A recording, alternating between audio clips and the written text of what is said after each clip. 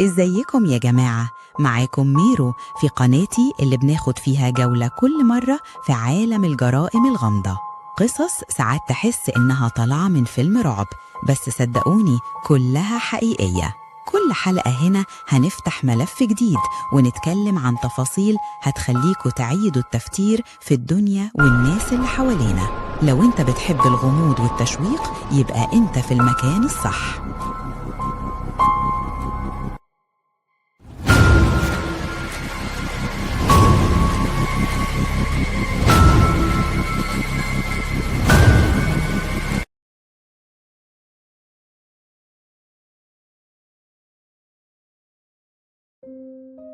تخيل إنك تعبان شوية، دور برد عادي أو إرهاق من كتر الشغل، فقررت تعمل الحاجة الطبيعية جداً اللي أي حد بيعملها، تروح مستشفى.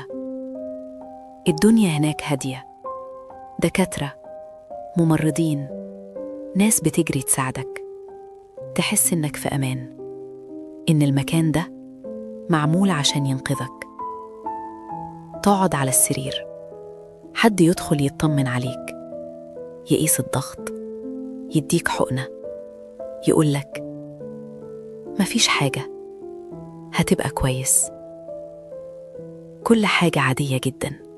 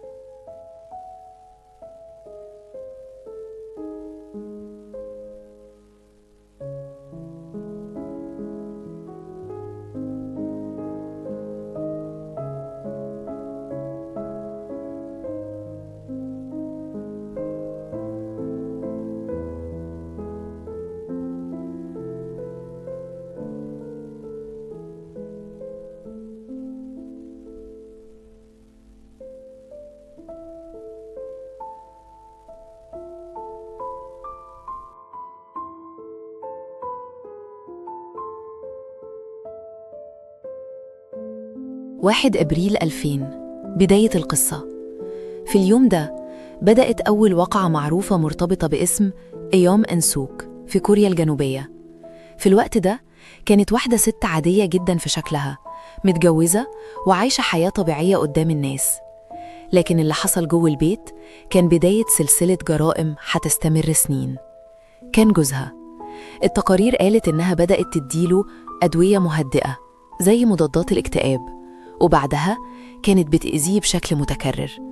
في نفس السنة حصلت أول وقعة خطيرة، إنها خلت جوزها يفقد توازنه ووقع واتصاب، والحادثة دي اتسجلت على إنها حادث عادي.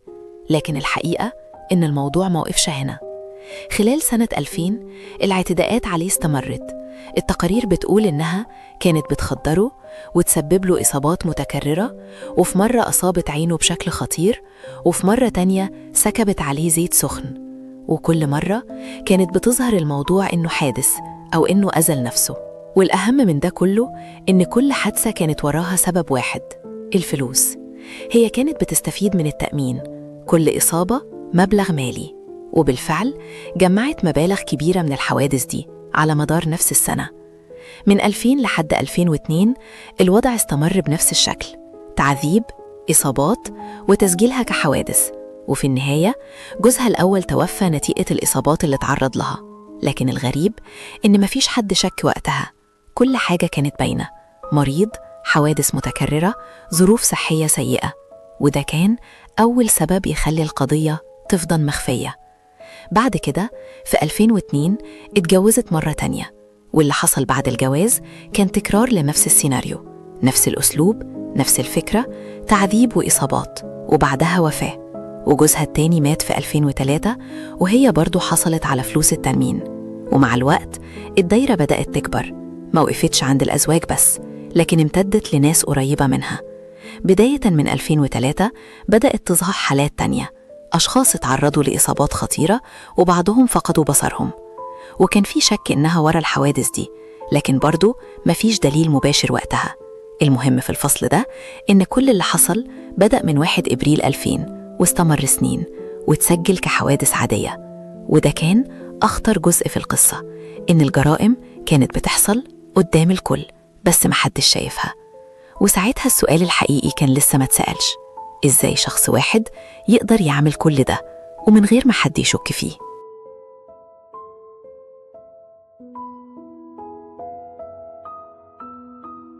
2005 بداية الشك الحقيقي. بعد سلسلة الحوادث اللي حصلت من سنة 2000 والوفيات اللي كانت بتتسجل بشكل طبيعي، سنة 2003 كانت نقطة تحول مهمة. في الفترة دي بدأت الجهات المختصة في كوريا الجنوبية تلاحظ حاجة مش مريحة. إيه اللي لفت انتباههم؟ إن في نمط متكرر، أشخاص مرتبطين بنفس الست بيتعرضوا لحوادث غريبة، إصابات خطيرة، وفي بعض الحالات وفاة. النقطة دي بالذات هي اللي بدأت تحرك الشك. في نفس الوقت اتكشف إن إن سوك كان عندها عدد كبير جدا من وثائق التأمين على الأشخاص اللي حواليها، وده كان غير طبيعي لأن كل شخص بيحصل له حادث كانت هي المستفيدة ماديا. مع مراجعة البيانات اتأكد إن في أكتر من ضحية كلهم ليهم علاقة بيها، وكلهم حصلت لهم إصابات متشابهة في ظروف غريبة. التحقيق بدأ يتوسع والشرطة بدأت تربط بين الحالات، مش كحوادث منفصلة لكن كسلسلة ممكن تكون مرتبطة. في المرحلة دي بعض الضحايا اللي عاشوا بدأوا يدوا تفاصيل أخطر.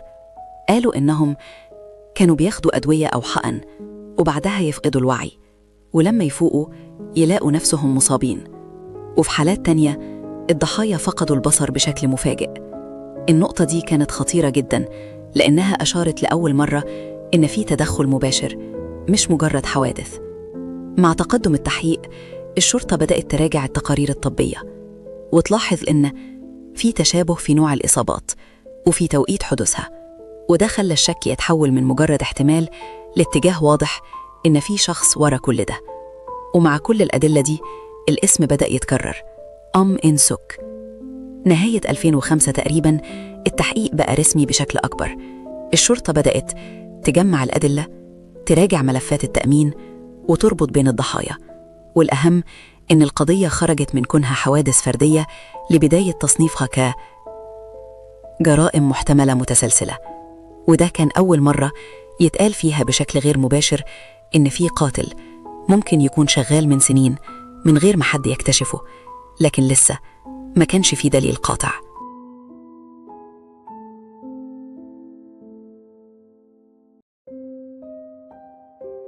لحظة الكشف والقبض. بعد سنين من الشكوك والربط بين الحوادث المختلفة، سنة 2006 كانت اللحظة اللي كل حاجة فيها بدأت تبان بوضوح. في كوريا الجنوبية التحقيقات وصلت لمرحلة متقدمة جداً. الشرطة ما بقتش بتتعامل مع كل حادثة لوحدها، لكن بقت شايفة الصورة كاملة. أهم حاجة حصلت في المرحلة دي إن الأدلة بدأت تبقى أقوى. من خلال مراجعة ملفات التأمين وتحليل علاقات الضحايا اتأكد إن إن سوك كانت دايماً موجودة في كل حالة تقريباً. كمان تمت مراجعة التقارير الطبية بشكل أدق، واللي ظهر إن بعض الإصابات ما تنفعش تكون حوادث طبيعية، لكن أقرب إنها تكون متعمدة. ومع ضغط التحقيق الشرطة بدأت تستجيبها بشكل مباشر. في البداية ما كانش فيه اعتراف واضح، لكن الأدلة كانت بتتجمع ضدها بشكل كبير. ومع استمرار التحقيق بدأت الحقيقة تتكشف إنها كانت بتستخدم طرق مختلفة عشان تأذي الضحايا، منها إعطاء أدوية بجرعات خطيرة، استخدام مواد تسبب فقدان الوعي، وبعدها حدوث إصابات. الهدف كان واضح: الحصول على فلوس التأمين.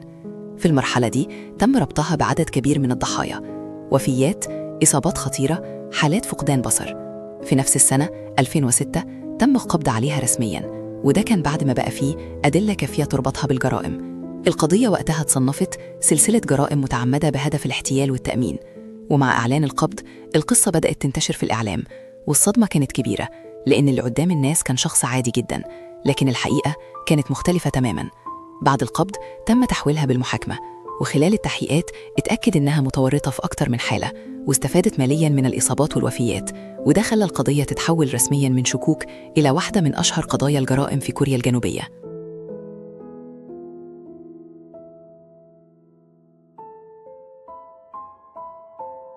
بعد القبض عليها في 2006 القضية دخلت أهم مرحلة المحاكمة.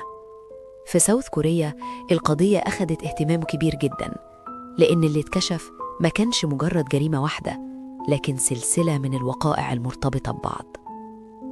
أثناء المحاكمة النيابة بدأت تعرض كل الأدلة اللي اتجمعت على مدار السنين. أهم الحاجات اللي اتقدمت كانت وثائق التأمين على الضحايا، التقارير الطبية، شهادات الناجين، وتسلسل الأحداث.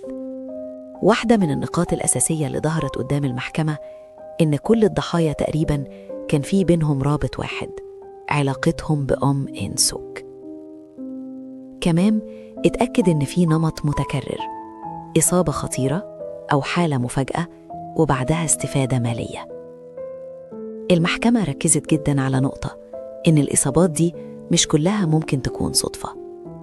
خلال الجلسات تم عرض حالات محددة بالتفصيل: أزواجها اللي توفوا بعد سلسلة إصابات، أشخاص اتعرضوا لفقدان بصر، ضحايا نجوا وحكوا اللي حصل.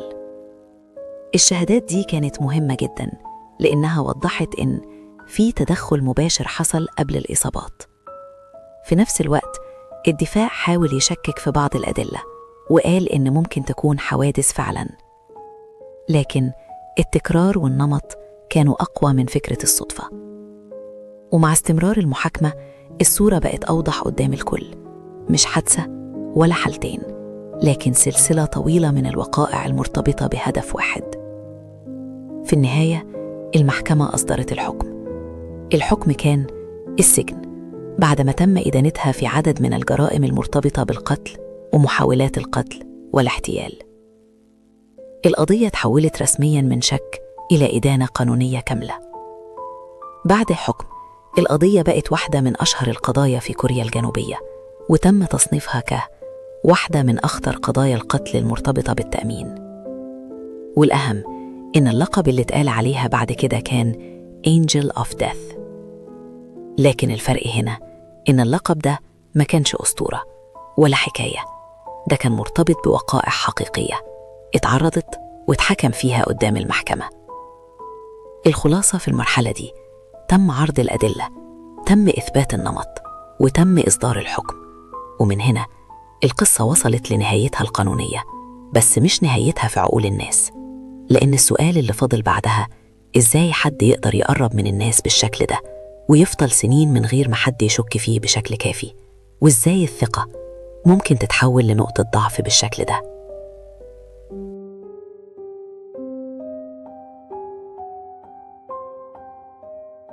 بعد ما الحكم صدر في 2006-2007 القضية ما خلصتش عند كده. بالعكس، اللي حصل بعدها كان مهم جداً، لأنه كشف تأثير الجرائم دي على المجتمع كله في الساوث كوريا.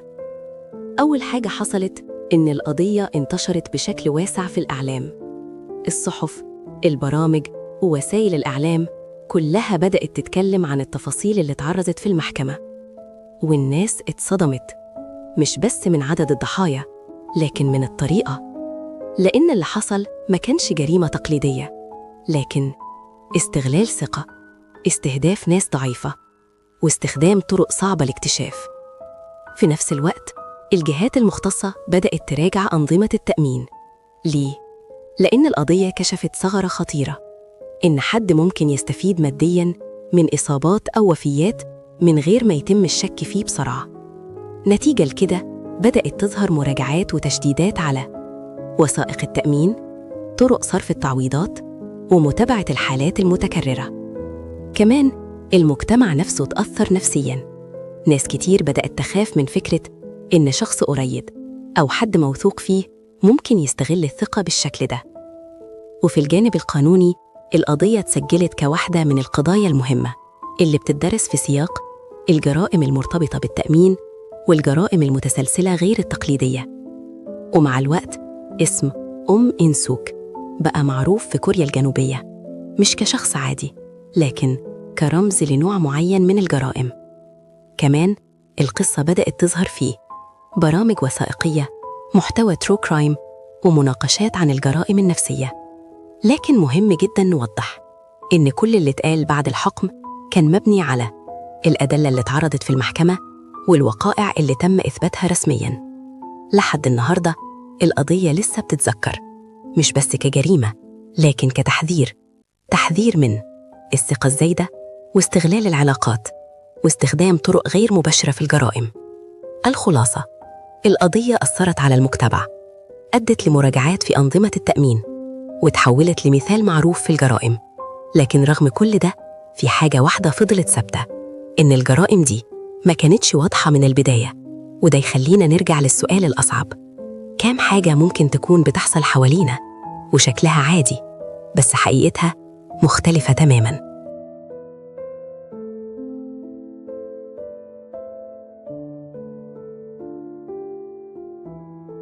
تعالوا نتكلم كده على راحتنا شوية. القصة دي بتاعت إيوم إن سوك في ساوث كوريا، أنا شايفة إنها من أخطر القضايا، مش عشان دمويتها بس، لكن عشان طريقة التفكير اللي وراها. يعني إحنا متعودين على إيه؟ قاتل، حد عنيف، حد واضح، حد ممكن تشك فيه بسهولة. لكن هنا لأ خالص، إحنا بنتكلم عن واحدة شكلها عادي، حياتها عادية وقريبة من ضحاياها، وده في حد ذاته مرعب. أنا أكتر حاجة وقفت عندها بجد إن الموضوع ما كانش لحظة ولا قرار فجأة، ده كان أسلوب حياة. يعني مش مرة وخلاص، دي سنين وهي بتعمل نفس الحاجة وبتطورها فيها ومن غير ما حد يوقفها بدري. وده سلاني أفكر في نقطة مهمة جدا، إن أخطر نوع من الجرائم هو اللي بيجي بهدوء، مفيش دم واضح، مفيش صراخ، مفيش مشهد درامي، بس في نتيجة في الآخر. كمان فكرة إنها كانت بتستهدف ناس ضعيفة دي مش صدفة، دي كانت بتختار بعناية ناس تعبانة، ناس محدش هيركز في حالتهم، ناس ممكن موتهم يتفسر بسهولة. وده بالنسبة لي بيورينا قد إيه الموضوع كان محسوب. بس بقى خلينا نسأل نفسنا سؤال صريح: ليه محدش خد باله بدري؟ أنا شايفة إن في 3 أسباب كبار. أول سبب الثقة. لما تكون ممرضة أو حد في مكان مسؤول، الناس بتسلم نفسها ليك من غير تفكير. تاني سبب التكرار البطيء. هي ما عملتش كل حاجة مرة واحدة، لأ، كل مرة حاجة بسيطة لحد ما بقى الموضوع كبير. تالت سبب شكل الجريمة. دي مش جريمة واضحة، دي حاجة شبه حادث وشبه مرض وشبه قدر، وده أصعب حاجة تكتشف. بس بقى في نقطة أنا مش عارفة أتجاهلها: الفلوس. كل حاجة تقريباً كانت راجعة لنفس السبب، وده بيخليني أقول إن مش كل الجرائم بيكون وراها جنون، أحياناً بيكون وراها طمع بارد جداً. اللي خلاني أتخيل بقى إحساس الضحايا، إنك تكون تعبان ومحتاج مساعدة، والشخص اللي قدامك المفروض ينقذك، بس في الحقيقة هو السبب. الإحساس ده لوحده مرعب أكتر من أي حاجة.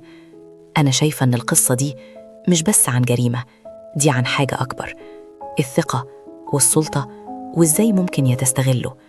بس في نفس الوقت مهم جدا نفهم إن الحالات دي نادرة جدا، يعني مش أي حد في المجال الطبي كده، بالعكس الأغلبية العظمى ناس محترمة وبتنقذ حياة. بس القصة دي بتفكرنا بحاجة: إننا دايما نكون واعيين، مش مرعوبين بس واعيين. وفي الآخر أنا بالنسبة لي دي من القضايا اللي تفضل معاك، مش عشان تفاصيلها بس، لكن عشان السؤال اللي بتسيبه جواك: لو الخطر مش جاي من حد غريب لكن من حد أنت واثق فيه، تتصرف إزاي؟